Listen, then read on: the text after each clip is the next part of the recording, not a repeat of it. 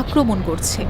লাগাতার ইরানি হামলা ইসরায়েলি আকাশ প্রতিরক্ষা ব্যবস্থাকে চা কফি খাওয়ার ফুরসতও দিচ্ছে না। ইসরায়েলি নেতাদের রাতের ঘুমও হারাম। আরাম কেদারায় বসে দুই পা দোলানোর দিনও যেন ফুরিয়ে গেছে। মধ্যপ্রাচ্যের আকাশ এখন আবারও উত্তপ্ত। দীর্ঘদিনের আঞ্চলিক অস্থিরতা নতুন মোড় নিয়েছে। ইরান ও ইসরায়েলের মধ্যে চলমান উত্তেজনা আরো তীব্র হয়েছে।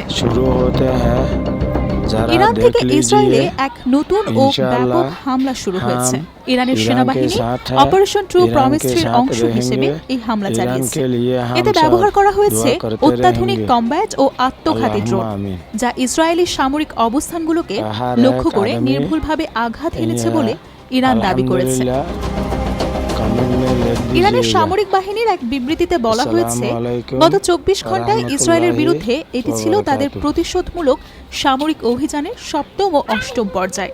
এই হামলাগুলো বিশেষভাবে নকশা করা হয়েছে, যেখানে অসংখ্য বিস্ফোরক বোঝাই আত্মঘাতী ড্রোন ব্যবহার করা হয়েছে। ইরানের দাবি, এই ড্রোনগুলোর অধিকাংশই তাদের লক্ষ্যবস্তুতে সফলভাবে আঘাত হেনেছে।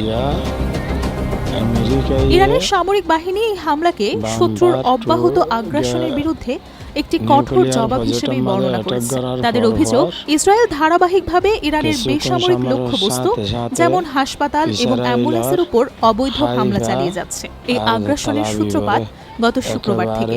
সেদিন অতর্কিত হামলা ইসরায়েল ইরানের শীর্ষ সামরিক কমান্ডার, বিজ্ঞানী, বিশ্ববিদ্যালয়ের অধ্যাপক, সাংবাদিক, ক্রীড়াবিদ এবং অন্যান্য গুরুত্বপূর্ণ ব্যক্তিদের হত্যা করে।